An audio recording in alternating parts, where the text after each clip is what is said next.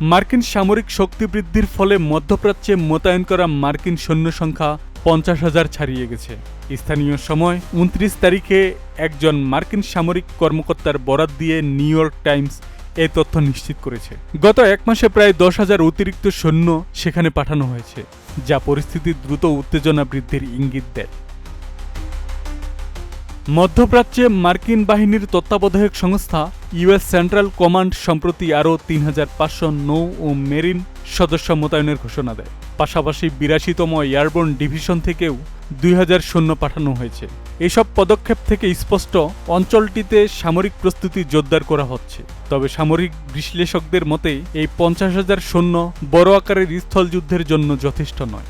উদাহরণ হিসেবে তারা উল্লেখ করেন 2023 সালে গাজা যুদ্ধে ইসরায়েল 3 লক্ষেরও বেশি সৈন্য ব্যবহার করেছিল এবং 2003 সালে ইরাক আক্রমণে মার্কিন নেতৃত্বাধীন জোট প্রায় 2.5 লক্ষ সৈন্য মোতায়েন করেছিল। এত সৈন্য নিয়ে অভিযান পরিচালনা করার পরও সেখানে তারা জিততে পারেনি। এছাড়া ইরানের ভৌগোলিক অবস্থান বড় চ্যালেঞ্জ। বিশাল এলাকা, পাহাড়ি প্রাকৃতিক বাধা, মালভূমি ও মরুভূমির জটিল মিশ্রণ, সব মিলিয়ে এই অঞ্চল দখল করা বা নিয়ন্ত্রণে রাখা অত্যন্ত কঠিন বলে মনে করা হচ্ছে।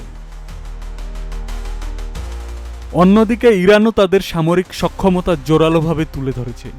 একটি সূত্র দাবি করেছে তারা 10 লক্ষেরও বেশি সৈন্য প্রস্তুত রেখেছে এবং যুদ্ধে অংশ নিতে তরুণদের কাছ থেকে ব্যাপক আবেদন জমা পড়েছে।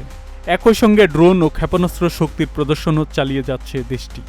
ইরানের সংসদের স্পিকার মোহাম্মদ বাঘের গালিবফ, যিনি আইআরজিসির একজন প্রাক্তন সদস্য, তিনি জানিয়েছেন, আমাদের সৈন্যরা মার্কিন বাহিনীর স্থলভাগে পৌঁছানোর অপেক্ষায় আছে এবং যুদ্ধে নিজেদের জীবন উৎসর্গ করতে দৃঢ় প্রতিজ্ঞ।